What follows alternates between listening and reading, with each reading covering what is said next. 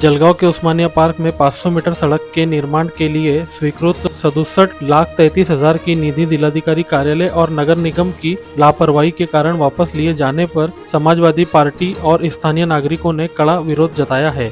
इस संबंध में अखबार में प्रकाशित खबर के बाद उस्मानिया पार्क के निवासी और समाजवादी पार्टी के पदाधिकारी, जिनमें महानगर अध्यक्ष रिजवान जहांगीरदार, प्रदेश सचिव रईस बागवान, अल्पसंख्यक प्रदेश सचिव रईस कुरैशी, महानगर उपाध्यक्ष इमरान साहिल, दानिश शेख, असलम खान, असलम शेख और महिला आघाड़ी अध्यक्ष फिरोजा बी शामिल हैं। उन्होंने जिलाधिकारी से मुलाकात कर अपना विरोध दर्ज कराया।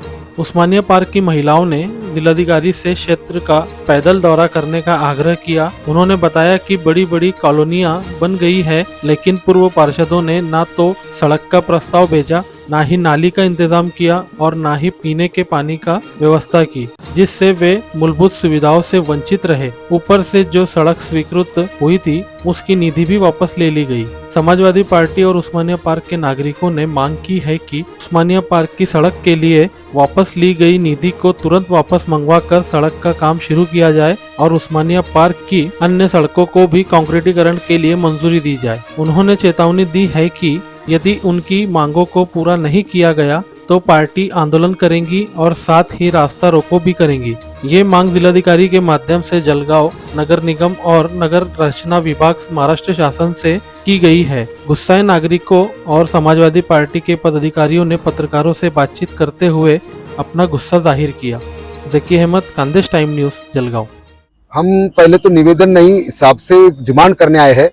क्या उस्मानिया पार्क जो एरिया सबसे बड़ा मुस्लिम बहुल एरिया है, जहां पर एक भी रोड, नाली, पानी की व्यवस्था नहीं है और हालत इतनी खस्ता है वहाँ, तो हमने इसके लिए पहले आयुक्त साहब को मिलने गए, उनसे बात करने, तो उन्होंने कहा कि जलगांव के रोडों का मेरा कोई वास्ता नहीं है। उसके बाद उन्होंने हमको पीडब्ल्यूडी ऑफिसर के पास भेज दिया।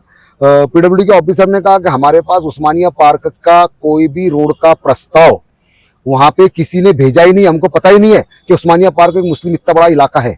उस्मानिया पार्क से जो एक रास्ता मेन रास्ता जो जाता है खत फैक्ट्री से मुगल गार्डन तक का, तो वो रास्ता जो है खड़ीकरण और कंक्रीट के लिए 1,03,00,000 के करीब उसको मंजूरी दी गई थी। उसका काम भी शुरू हुआ और उस पर कुछ हद तक का खड़ीकरण भी किया गया, मगर एक मुस्लिम बहुल इलाका होने की वजह से वो जो रोड का काम और जो मंजूर हो गया था उसको इन लोगों ने रद्द कर दिया।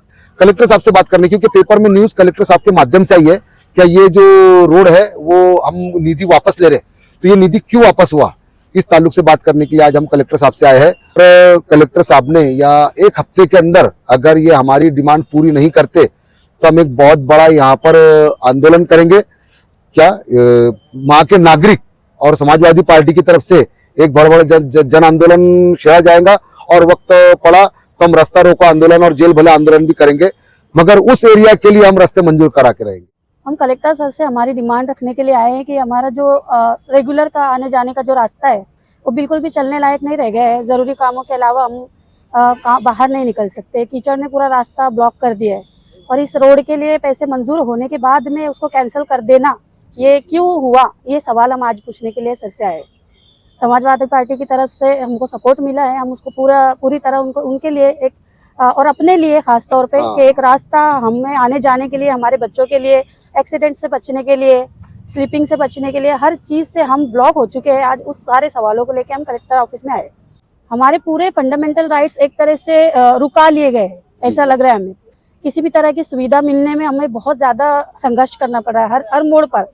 इसीलिए हम आज पहले तो रिक्वेस्ट करेंगे सर से कि सर ये हमारा काम आप देखिए। मैं तो चाहती हूँ कि सर एक बार आके वहाँ पे विजिट करें और देखें कि रास्तों की क्या हालत है। अगर मैं तो चाहती हूँ कि वो पैदल आए, गाड़ी से ना आए तो ज्यादा बेहतर रहेगा। अगर वो पैदल आते हैं तो उनको समझ में आएगा कि हमारी क्या परेशानी है। अगर ये काम हमारा पूरा नहीं हुआ तो इंशाल्लाह हम यहाँ पर धरना आंदोलन जरूर करेंगे। मेरा नाम सईदा बी अहमद पिंजारी है। मैं उस्मानिया पार्क और मोहम्मदिया नगर में रहती और पूरा कीचड़ काचड़ हो गया और हमारे बच्चे गिर रहे, स्कूल के गाड़ा फेल हो रहा है। तो अब बताओ कि तुमने जब मंजूर करे थे तो जब तुम्हारे पास पैसा था और 8 दिन के बाद नहीं मंजूर कर दिए, तुमने लिख दिए कि हमारे पास पैसा नहीं, तो पैसा कहाँ गया, क्या गया? जब सरकार कने पैसा नहीं तो गरीब कने कहाँ से पैसा आएगा?